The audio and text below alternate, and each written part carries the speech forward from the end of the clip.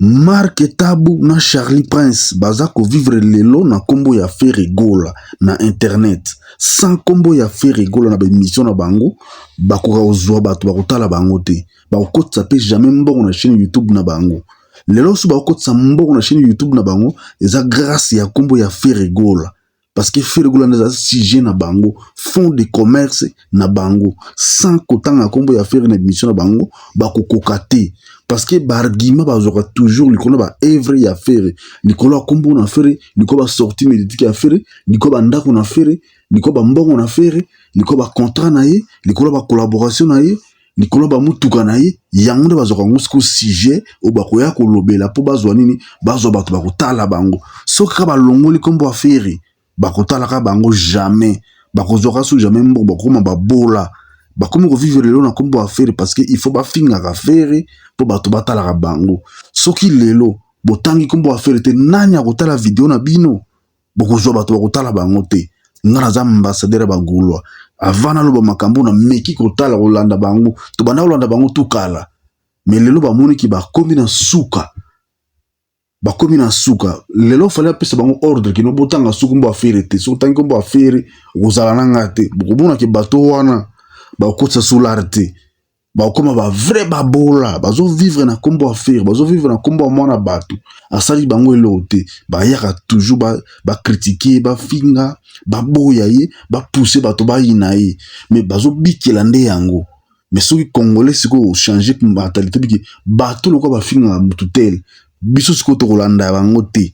ukomona kino bako perdre tout na ba mbongo na mutu ba obetela tolo wana bakozanga ngo français baloba lokuta wana bakoka soko utiliser ngo te parce que eza fond de commerce na bango de faire rigola lelo na YouTube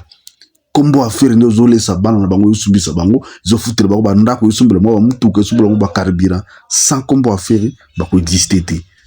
c'est Mark Tabu na Charlie Prince banike carrière na bango pona buzoba pona imbécilité. Allez-y voir bateau ou baza na France babi ko sala différence à localité na internationalité. Charlie Prince zu wana kanda ngo eza nini fe rigola na kofi basali yo nini bazana ningo na yo eloko nini oya koleka na télévision obanda kuganga ganga obanda kofinga bango obanda koboya bango par donc obanda ko diminuer bango okanisi kisuke fallait ambemia pisio visa fallait za na posa te ke ofingila ye feri ofingila ye nani yo kina Paris ou kina ndenge na mbongo affaire ya nani ya fali yeba ndenge na kosala yango promotion okubakisela fali implicité na concert na ya Stade de France déjà baso basombaki ba billet o babaki basombi illusoirement wana na o isomba mina opete toze la total les deux na les trois as musika te tokoyeba vérité mukolo wana ya sold out bolobaki makambo nango parce que yo ba memio na poto te kaka po okino sala ambiance no ba memio na poto po finga affaire ba pesa ka yo mo po finga affaire ko ya ko lukate ko zo ba raison lelo parce que différence ya local na international ko sala ngote ba tuni ba concert international ko betama batangi ya banjo bana liboso affaire gola wanga ni faire kino faire gola za local ko be mamba ba localité yefo bangambo international tandis que faire gola za congolais kino azana Kinshasa résidence na faire za na Kinshasa bien sûr que faire gola za résident français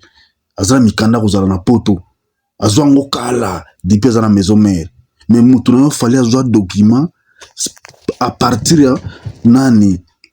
mama bakeyina da pesa fali document Niki Menga soki ezalaka ye te nde fallait azwa document te po azala moto Europe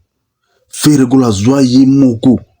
faire gola somba ba mapango ye moko faire gola na ba appartement somba asombelaka pe bana ba appartement na poto bana baza jamais ba souffre mais yesko kina âge ya ba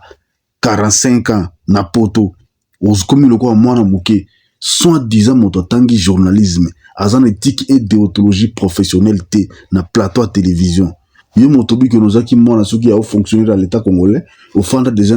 na Belgique depuis kala mais ozoyi ba ko nuancer français te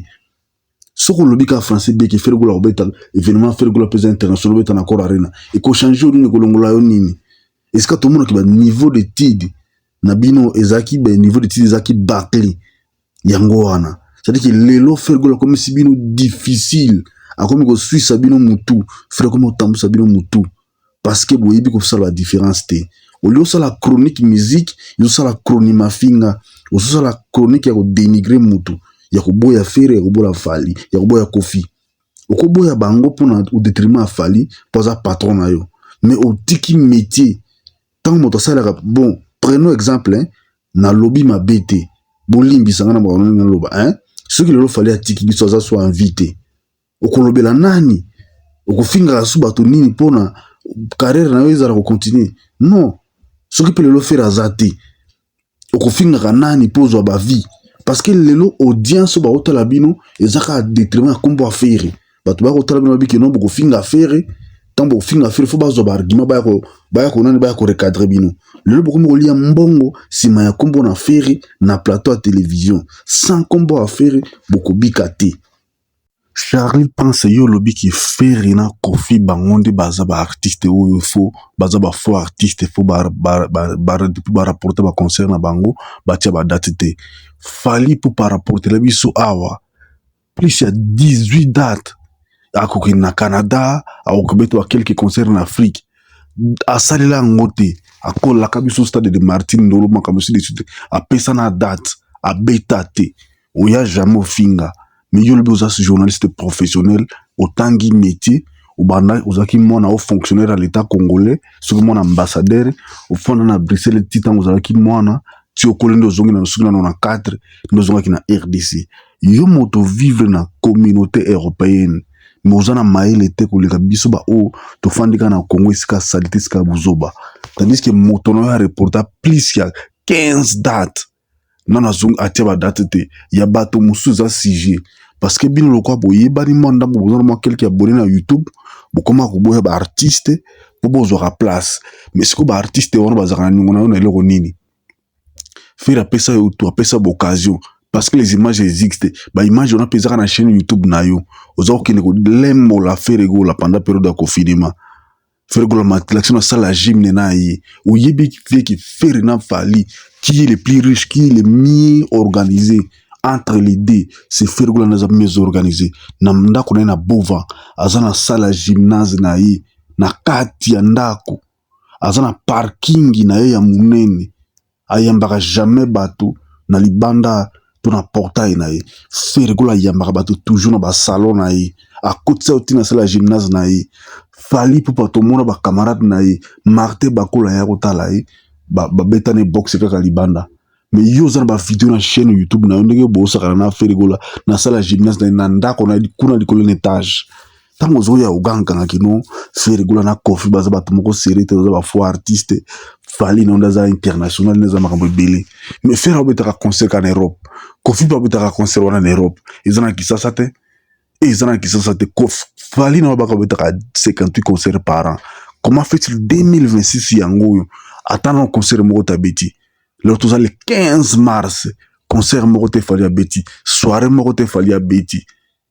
date moko te anniversaire moko Fally beti ozomona te ke bino boza la mona tongo boza ko ila bato ba lokuta moko boye c'est-à-dire France oke wana okozonga maboko pamba to yebiso to laki okozonga maboko pamba okozonga ka maboko pamba parce que okina ndenge ya bien to okina na façon ya ko finga bato ya ko boya bato ukozonga ka maboko pamba ko sala ka eloko te ukobima kuna me bridui